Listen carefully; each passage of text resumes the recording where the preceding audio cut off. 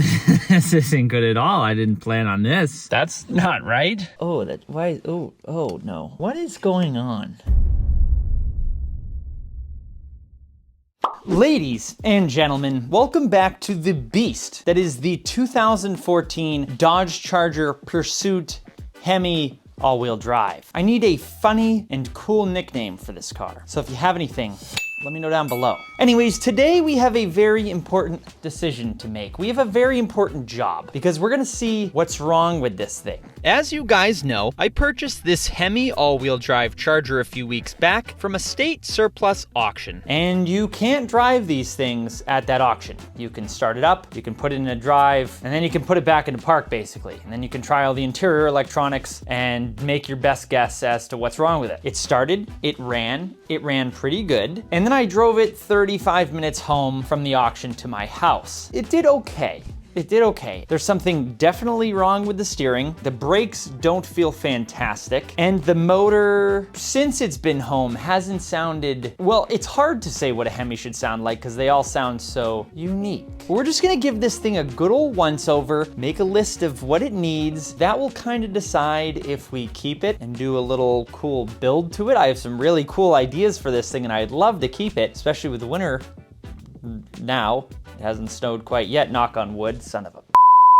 Now what I think we're gonna start with is actually the steering, because I kind of really wanna find out if my little fix, that's not really actually a fix, is going to mend the kind of odd feeling steering that I have. And if this doesn't remedy it, then we might as well start listing this for sale now as it is, because the steering on these is this hydroelectronic or hydroelectric. I don't know why they did it, but that's what we're gonna check first. Simple, easy, right? Right? This is the thing I despise the most about these Chargers. To access the power steering reservoir, we have to, well, first find a jacking point, then get the car in the air and pull the passenger side front tire off.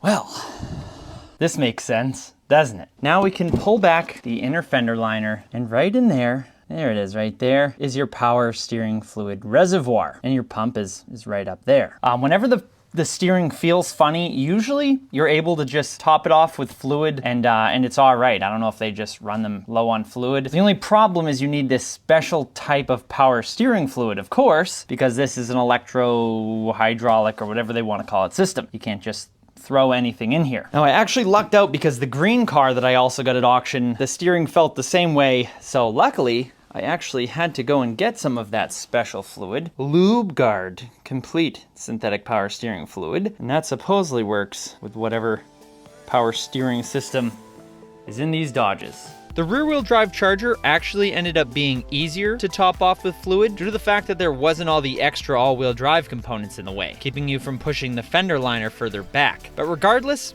we fandangled the fluid in. Well, I filled it up. There's no really way to tell when it's full because you can't see the reservoir. I think I ended up overflowing. Hopefully it just burps that the excess out. Now we can button up the inner fender liner here, and before we put the wheel back on, I'm gonna check the brakes quick and see how much meat we got on them, and see if that's gonna be something added to the list. All right, inner fender liner is back in. Just checked the brakes. Got plenty of meat on those pads. Now before I put the wheel back on, while I have it up in the air like this and can clearly see this part of the exhaust, I'm gonna start the motor up and see if maybe that sound that I'm hearing could be an exhaust leak, because that's kind of what it sounds like, before I scare myself too much into thinking I have a bad cam or something. See, so the sound that I was hearing definitely sounded like it was coming from lower down here. I feel a little bit of wind right here. I think we might have a leak right there. It definitely to me sounded like it was lower, deeper down in the motor. Because from up here it sounds about as noisy as a Hemi normally does. All right, before we suffocate ourselves, let's shut this off. And now I actually last minute have someone now coming to look at one of the Jeep projects that I just finished up. They're going to be buying it, hopefully. So we shall continue the Charger investigation tomorrow.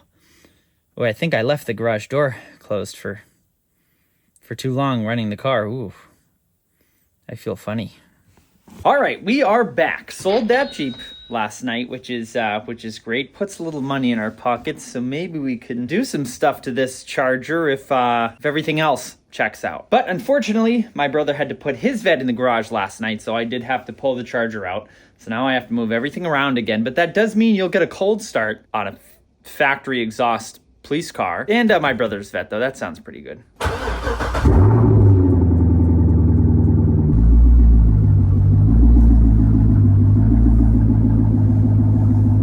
This is completely off topic, but you guys want to see a cool little trick with the C6 Corvette that you guys might not know if you don't own a C6, or you might own a C6 and not know this. The fob battery was low on this thing. Fob is right here, but you go to start it.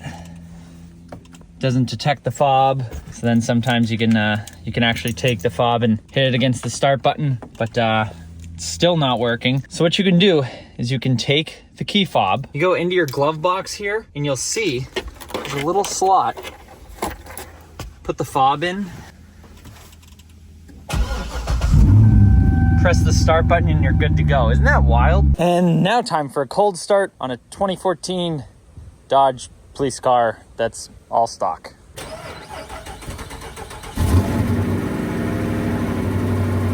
This thing feels absolutely freaking massive pulling it in here. All right, let's get these doors shut because it's freezing. Then let's get to work on this cutie pie.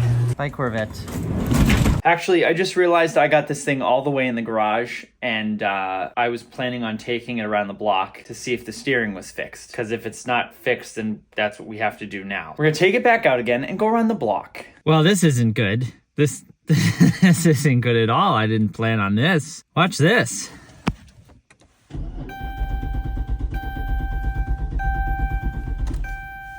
Oh boy. I just turned it on. It ran for maybe 3 seconds and then died. And now it won't turn back on. Let me see if I can hear the fuel pump. I don't think I hear a fuel pump going on.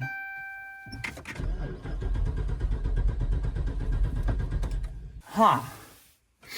Well.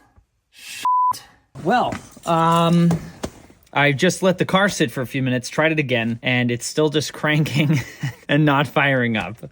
So now I'm going to check the fuses and the relays to see if those are good, or else I have a feeling that it might be the pump. Not a terrible job, but... All right, let's check the fuses.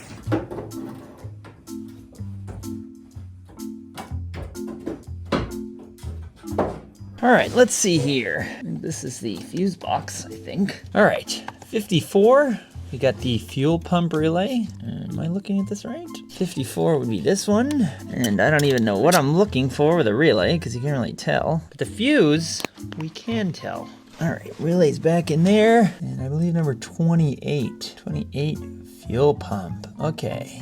28 is that one right there. Let's see what we got going on here. And the fuse just like broke. What the hell? Look at this fuse. It's just crumbling apart as I tried to take it out, and I'm only using these little plastic things that they give you. Look at this thing, there's nothing left. Thing's just crumbling apart.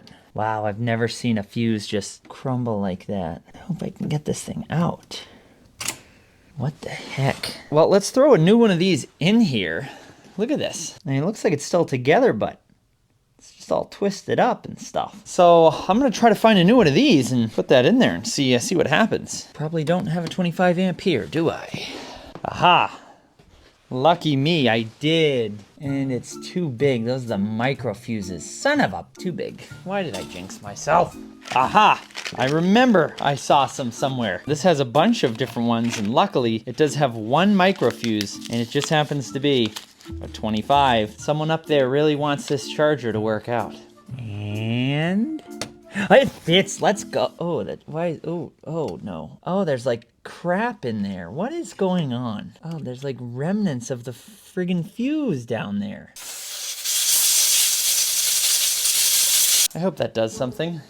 Come on now, let's see it. This fuse doesn't want to go down there either. I have never run into this. Look at this, right? Okay, taking our fuse, trying to put it down in the thing. It goes down goes down that far, and then it won't go down any further. But it's the same size fuse. It's one of those micro fuses, I'm almost certain. And there's nothing in there, I don't think. What is going on? I've come to the conclusion, after putting the 25 amp from here in here and it fits, and trying to put the 25 amp in that I was trying to put in there, it doesn't go down all the way either. I know what I'm gonna do. It's nice to have spares on hand. Come on now, there we go. Same 25 amp fuse. Let's take this one right out of here. Thank you. Oh, it did the same thing. Oh, it is some sort of special fuse. Look at that. And obviously there's a problem because that one is charred as well. Okay, class, so what have we learned today then? That obviously there's a problem with the fuel pump fuses in these. If both cars, the fuses are like charred. And secondly, it uses some sort of fuse that I've never seen before. I've never seen a fuse like this. This isn't like a micro fuse, it's like I don't even know. You learn something new every day though. All right, let's plop that in there. Go to your home. All right, good to go. Fuses are all in. Let's hope this thing starts. That would be very nice if that's all it took. All right, ladies and gentlemen, drum roll please. Let's see if we can hear the fuel pump.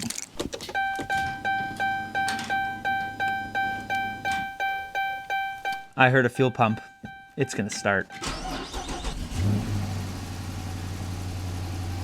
Son of a gun. That is great news. Great news. I'm ecstatic. But the problem is, why did it blow the fuse in the first place? And that's no joke. On the 2013 that I had, no, it was a 2010 or 2011 car, Hemi like this, same exact car. That one, I need to do a fuel pump in. This one, obviously, there's some issue with that fuse. And then, obviously, on the other 2013 outside, you guys saw when I tried to pull that fuse, it crumpled as well. And I've never seen that when pulling a fuse. I've pulled fuses out of my 1981 Camaro and they were in better shape than that. It's just weird. I don't know what causes that. Is it just because they're old or they used a different sort of plastic that gets brittle, or there's some sort of heat that's getting pumped through that thing and it's blowing them and it's almost melting them? Again, I'm not really a smart person. That's just my observation. Okay, that's great. That is a great start. Let's see if it'll do it again.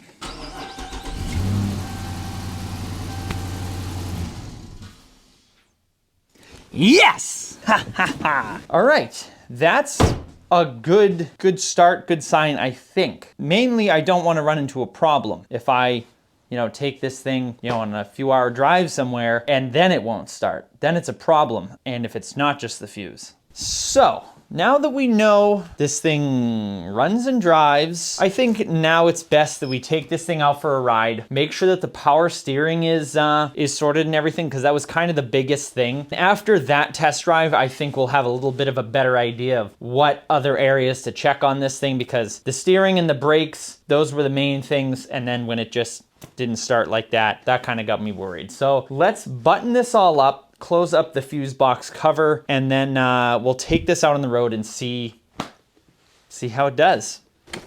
And I tripped, you suck.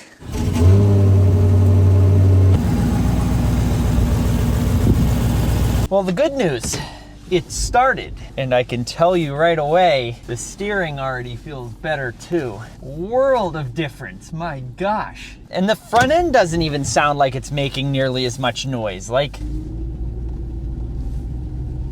this is amazing. It's crazy what having power steering in a power steering pump will do. We can't go too far because I don't have real plates on this thing yet. There is still some odd, like, whooshing, whirling sound from the front end, so maybe I will jack it up and take a better look at everything that's going on under there.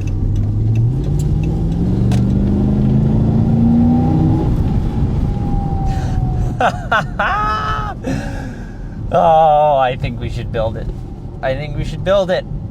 I think we should do some stuff to it. There is a bit of clanking in the front end. Like when you hit a bump, you can really hear it. I don't know if that would be bushings or if that would be shocks or struts, whatever this has. We do have to figure out how to disable that eco thing, because you can feel it like messing with the motor, and I don't like it. And from what I've read, that eco thing can like end up taking out cams or something in these. All right. We're home. Get this back in the garage, jack it up, because I hear a little, there's like a whining, like a very high-pitched whining ever so faintly when I turn the wheel. It does it regardless of RPM. All right, let's get this thing jacked up and just take another look around everything. Make sure that that power steering isn't, all over the driveway now. But we'll continue our research.